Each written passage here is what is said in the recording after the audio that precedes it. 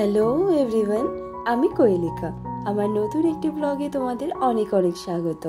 আশা করি তোমরা সবাই খুব ভালো আছো, সুস্থ আছো, আর আমিও খুব ভালো আছি। আর যেদিন এই ব্লগটা শেয়ার করছি সেই দিনটা ছিল 31 জানুয়ারি, শুক্রবার। তো আমি বেরিয়ে গেছিলাম দিদির বাড়িতে। যেহেতু দিদি আমার কলিগ, আমরা একসঙ্গে স্কুলে জব করছি, কলিগ বলাটা ভুল হবে বলে দিদি বললাম। কারণ আন্দামান এত ছোট একটা আইল্যান্ড ছেড়ে পুনেতে এসে নিজের ফ্যামিলির মতন কাউকে খুঁজে পাওয়া সত্যি বিশাল ব্যাপার। আর এই বিশাল ব্যাপারটা নিয়ে চলে এলাম দিদির সোসাইটিতে। দেখো কি সুন্দর সোসাইটিটা না। যা, এত কথা বলতে বলতে না ভুলেই গেছি দিদির সঙ্গে ইন্ট্রোডিউস করাতে। যাই হোক, দিদির নাম আরুষি, আর দিদিও ডান্স টিচার। আমরা একসঙ্গেই স্কুলে আছি, সেম ফিল্ডে। আর গলার ভয়েসটা না রানী মুখার্জির মতন, একদম ভাঙা ভাঙা। আমার তো বেশ মজা লাগে, মনে হয় কি সবসময় শুনতে থাকি। এই দেখো, এই ছোট্ট মানুষটার নাম হচ্ছে জার্ভেস দ্য বিগল, আমরা জারু বলে ডাকি। খুব নটি, খুব। আর এতদিন পরও আমাকে দেখেছে, সেই জন্য পাগল হয়ে গেছে, ও থাকতেই পারছে না। যেহেতু দিদির বাড়িতে আমি আগেও এসেছি, কিন্তু কোনোদিন থাকা হয়নি। আর আজ যেই ও জানতে পেরেছে আমি থাকবো, আমার মুখের সামনে ও বসেছিল। এত কথা বললো আমার সঙ্গে, আর এত ভালোবাসা, বাপরে বাপ।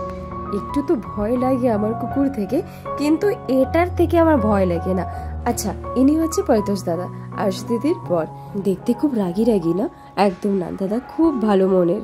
এই দেখো, পুচু সোনাটা বসে বসে দেখছে ওর খাবার মাখিয়ে দিচ্ছে কিনা, খেতে খেতে আবার দেখে কেউ চলে গেল কিনা। খুব নটি এটা। কি সুন্দর করে সাজিয়ে রেখেছে দিদি নিজের বাড়িটাকে। বাঙালি মানে বাড়িতে হইচই তো চলবেই।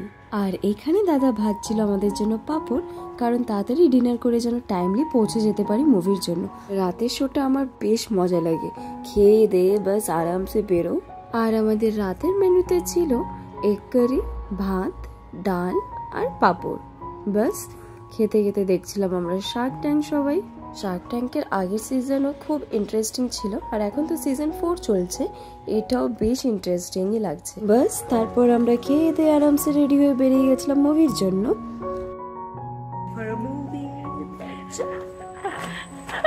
কিছুদিন থেকে আমার শরীরটা এতই খারাপ ছিল যে আমার ভালোই লাগছিল না পিজির খাবার খেতে। চাইছিলাম কি বাড়ির কোনো খাবার খাই। আর সত্যি বলতে আমার ইচ্ছেও করছিল না পিজিতে থাকতে, একটু বাইরে বেরোতে ইচ্ছা করছিল। আর আমরা মুভি দেখতে এসেছিলাম জিয়ন মলে। যেহেতু জিয়ন মলটা খুবই ছোট, কিন্তু আমার বেশ ভালো লাগে, কারণ অত ভিড়ভাড় থাকে না। ছোটখাটো একটা মিনি থিয়েটার, খুব কোজি ফিল হয়। রাতের দিকটা একটু হলটা খালিই থাকে। মুভি শুরু হতে আরো 5 মিনিট বেঁচে ছিল। আমরা ওয়েট করছিলাম পরিতোষ দাদার বোন আর ওনার হাজবেন্ডের জন্য। আজ আমরা 3 জন শুধু মুভির প্ল্যান করিনি, সঙ্গে আরো 2 জন ছিল।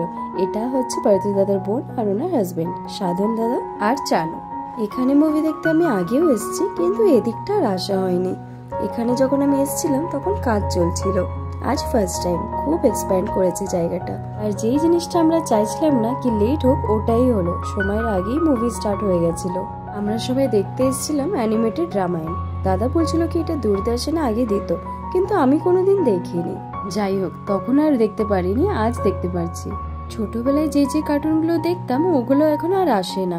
ওই কার্টুনের স্ট্রাকচারও এই রামায়ণ মুভির মতনই। খুব ভালো লেগেছে সেই জন্য আমার এই মুভিটা। ছোটবেলায় আমার কার্টুন ছিল সিম্বা, মোগলি, সিন্ড্রেলা, এইসব কার্টুন দেখতাম সাহারা 1 চ্যানেলে। তার অনেক পরে এসছে নিক চ্যানেল, যেটাই হতো নিনজা হাতুড়ি। দিদি আর আমার খুব প্রিয় ছিল ওটা। স্কুল থেকে আসার পর টিভির সামনে, মাকে আর কিছুই দেখতে দিতাম না। বর্দি তো আমাদের থেকে অনেক বড় ছিল, বর্দি আর আমাদের সঙ্গে দেখতো না, দিদি আর আমিই দেখতাম শুধু। দেখে বেরোতে বেরোতে বেশ রাত হয়ে গেছিল। তারপর পার্কিং এ গিয়ে ছোট একটা আড্ডা, আর আড্ডা দিতে দিতে সবার খুচরো খিদে পেয়ে গেছিল। সেই জন্য আমরা চলে এসেছিলাম ইরানি ক্যাফেতে। এখানের বেস্ট রানিং ক্যাফে হচ্ছে ইরানি ক্যাফে। তুমি কোথাও চলে যাও না কেন, সব জায়গায় এর ছোট্ট একটা আউটলেট তো খুঁজেই পাবে। সত্যি বলতে এখানের খাবার খুবই ভালো বানায়, খুব টেস্টি। এখানের অথেন্টিক বান মাস্কা, চায়, আরো অনেক কিছু আছে, কিন্তু বানমাস্কাটা খুবই ফেমাস।